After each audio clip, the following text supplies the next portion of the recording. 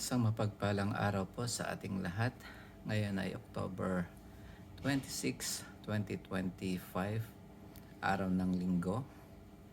Basahin po natin ang ating mabuting balita ayon kay San Lucas, chapter 18, verse 9 hanggang 14.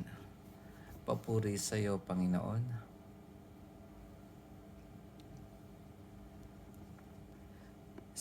Sinabi rin niya ang talinghagang ito sa mga taong ang tingin sa sarili matuwid at humahamak naman sa iba. May dalawang lalaking pumanhik sa templo upang manalangin. Ang isa'y Pariseo at ang isa namay publikano. Tumindig ang Pariseo at pabulong na nanalangin ng ganito: O Diyos, nagpapasalamat ako sa iyo pagkat hindi ako katulad ng iba. Mga magnanakaw, mga magdaraya, mga mangangalunya. O kaya'y katulad ng publikanong ito. Makalawa akong nag-aayuno sa loob ng sanglinggo. Nagbibigay ako ng ikapo ng lahat kong kinikita. Samantala ang publikano'y nakatayo sa malayo, hindi man lamang makatingin sa langit, kundi dinadagukan ang kanyang dibdib at sinasabi, O Diyos, mahabag po kayo sa akin na isang makasalanan. Sinasabi ko sa inyo, ang lalaking ito'y umuwing kinalulugdan ng Diyos, ngunit hindi ang isa, sapagkat ang sinumang nagpapakababa ay ibababa. Sapagkat ang sinumang nagpapakataas ay ibababa, at ang nagpapakababa ay itataas. Ang mabuting balita ng ating Panginoon. Pinupuri ka namin, Panginoong Hesukristo.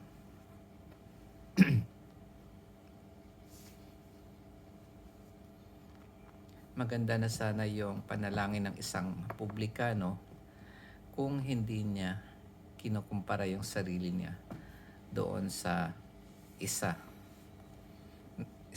makasalanan.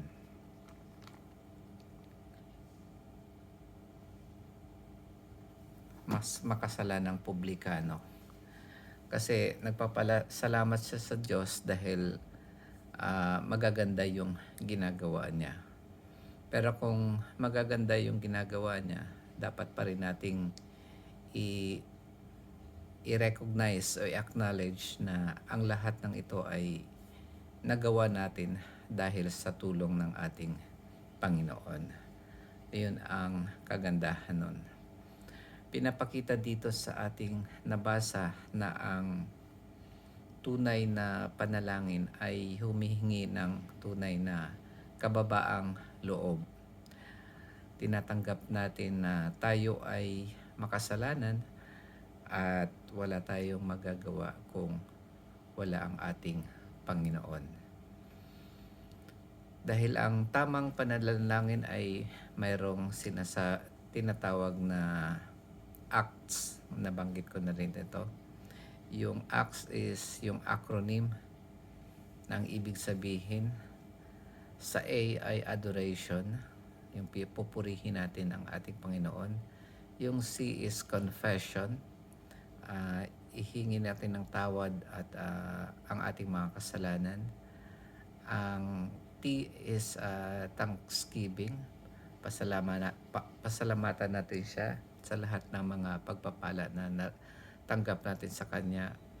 At ang S ay supplication, humingi tayo o humiling tayo sa Panginoon ng mga bagay na makakatulong sa atin spiritual at makakatulong din sa ating kapwa para ma-bless tayo at maging maka-bless din tayo sa ibang kapwa natin.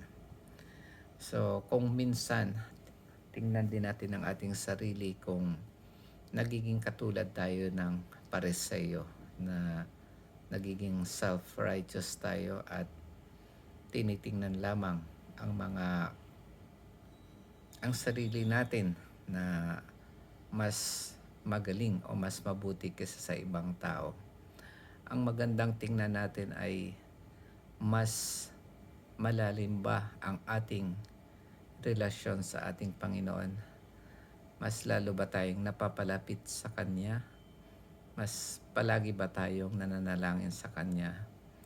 At yung iba ay secondary na lang, pumapangalawa na lamang.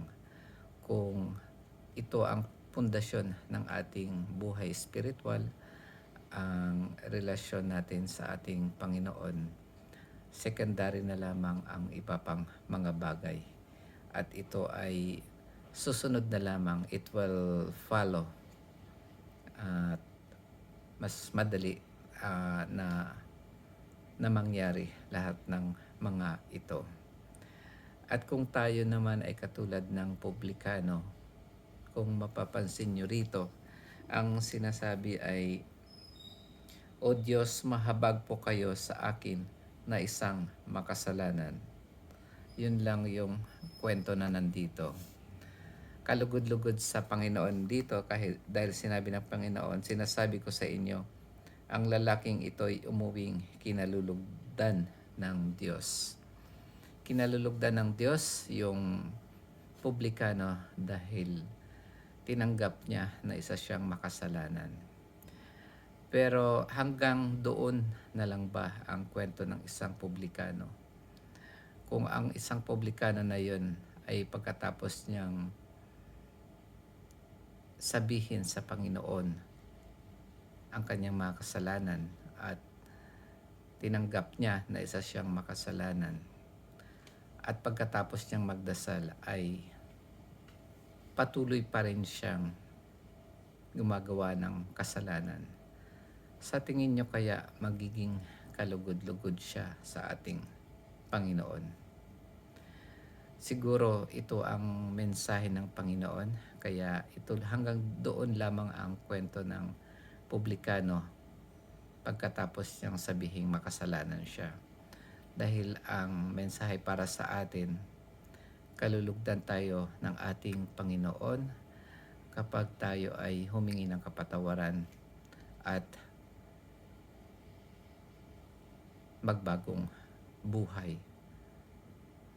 Nandun ang tulong ng Panginoon sa ating buhay.